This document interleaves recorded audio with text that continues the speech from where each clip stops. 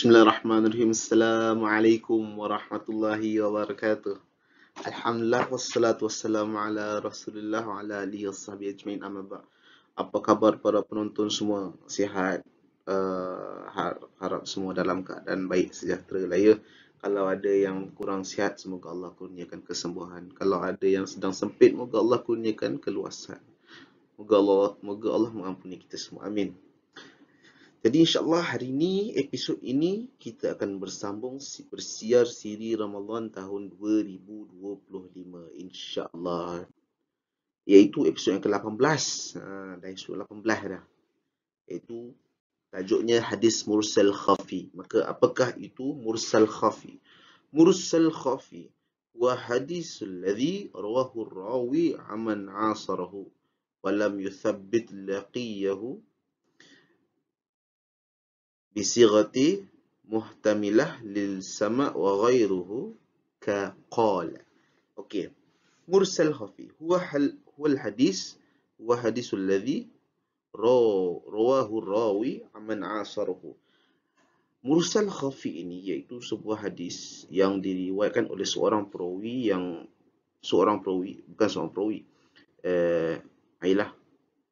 diriwayatkan oleh seorang perawi daripada seorang perawi yang lain yang hidup sezaman dengannya. Maksudnya dalam antara satu tempoh tu dua-dua hidup lah. Tetapi walam yuthabbit laqiyatu lahu. Maksudnya tak ada bukti yang kukuh mengatakan mereka ni pernah berjumpa. Bisighatu muhtamilahu lis-sama' wa ghairuhu ka qala. Maka mereka akan menggunakan sirah. Sirah ni lebih kurang macam jalan lah, lebih kurang macam itulah. Tapi sudah tentunya perkataan itu tak tepat. Tapi sirah ni maksudnya cara mereka berkata tu lebih kurang macam itulah. Sirah muhtamilah. Maksudnya dia menggunakan bisirati muhtamilah lis-sama' wa ghairuhu ka qala. Mereka tak akan menggunakan lafaz yang confirm mereka dengar daripada seseorang tu. Sebagaimana episod yang lepas-lepas kita dah bincangkan. Maksudnya apabila seorang perawi tu dia nak kata kepada perawi yang lain, dia riwayatkan satu hadis ni daripada perawi yang lain, dia akan berkata hadatsana atau qala atau akhbarana ataupun aku melihat ra'aitu ataupun aku mendengar sami'a, kan. Jadi dia tak akan menggunakan lafaz tu, tapi dia menggunakan siratu muhtamilah. Dia gunakan sirah yang macam boleh jadi dia dengar, boleh jadi dia tak dengar. Dia macam 50-50 lah, lebih kurang macam itulah. Lisama' wa ghairuhu ka qala. Jadi dia tak menggunakan lafaz qala. Maksudnya kalau qala ni berkata seseorang tu, maksudnya confirm dia dengar. Tapi dia tak menggunakan perkataan qala tu. Jadi apakah yang digunakan? Tengok slide seterusnya. Ini contoh hadis yang saya bawakan dalam untuk episod kali ini, mursal khafi ni. Haddatsana Ismail bin Taubah, haddatsana Hushaim an Yunus bin Ubaid an Nafi' an Ibn Umar qala Rasulullah sallallahu alaihi wasallam matlu ghaniyyu zulmun wa idza uhillat ala mali'in fatba'hu. Okey. Hadis ini diriwayatkan haddatsana Ismail bin Taubah, daripada Ismail bin Taubah. Kemudian daripada Ismail bin Taubah dia mendapat haddatsana Hushaim. Dia dapat daripada Hushaim an Yunus bin Ubaid. Hushaim tu dia dapat daripada Yunus bin Ubaid.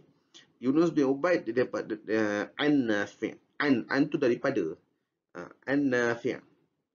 Nafi' an Ibn Umar. Ibn Umar dia berkata bahawa Rasulullah sallallahu alaihi wasallam bersabda sekian. Okey. Di sini dia menggunakan lafaz an. Okey, bila seorang perawi tu menggunakan lafaz an, jadi dia macam sedikit goyah tau. Dalam ilmu hadis ni macam tu. Kalau guna an, maka ulama hadis akan macam dia pandang pelik sikit. Macam betul ke dia ni dengar daripada apa? Daripada fulan. Sebab apa? Sebab kalau dia guna perkataan qala atau akhbarani ataupun hadatsana atau sami'a, dia mendengar.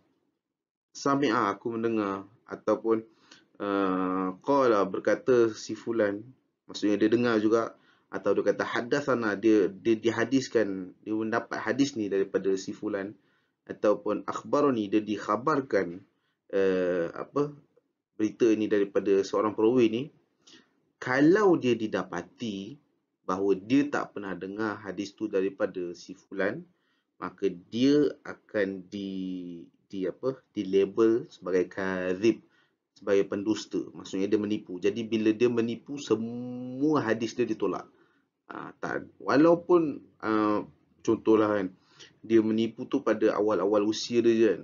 Contoh dalam lingkungan umur dia dalam 20-30 tahun kan. Tapi bila dia dah meningkat usia 30 ke 50 tahun ke, dia dah bertaubat kan. Jadi dia mula kembali ke jalan yang benar, tetap ditolak penilaiannya. Ulama hadis bila dapati seseorang tu menipu sekali, dia terus cop habis. Dia berbeza dengan tersalah. Menipu dengan tersalah tu dia berbeza. Tapi kalau dia dapati tersalah, tak ada masalah kan. Tapi kalau dia dapati menipu, habis. Memang kadzib. Kadzib, pendusta. Sebab tu dalam isu ni dia gunakan an. Tapi nak dipastikan, sebab apa tau? Yunus bin Ubaid ni dengan Nafi' ni, dia hidup sezaman. Tapi dia tak ada, kita tak ada bukti yang dia pernah mendengar. Bukan kita yang kata, tapi benda ni dikatakan oleh ramai ulama hadis. Saya akan cuba bacakan. Berkata a'immah, maksudnya ramailah yang tokoh hadis ni berkata, innahu lam yasma'u minhu, maksudnya dia tak pernah mendengar pun daripada Yunus, daripada Nafi' ni. Kemudian Imam Abu Khari pun dia ada kata, ma'ara Yunus bin Ubaid sami'a min Nafi'. Maksudnya Yunus bin Ubaid ni dia tak pernah mendengar pun daripada Nafi'.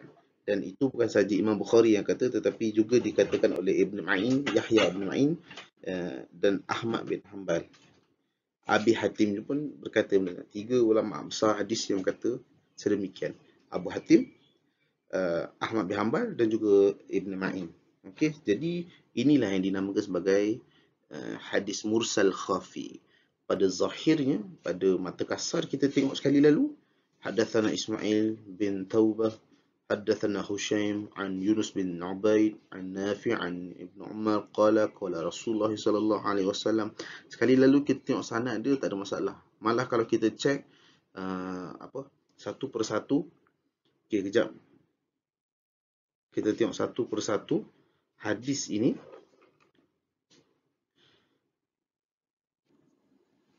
Okey, kalau kita tengok di sini, Nafi' itu dia merupakan tabi'in, dan kemudian Yunus bin Ubaid itu juga seorang tabi'in.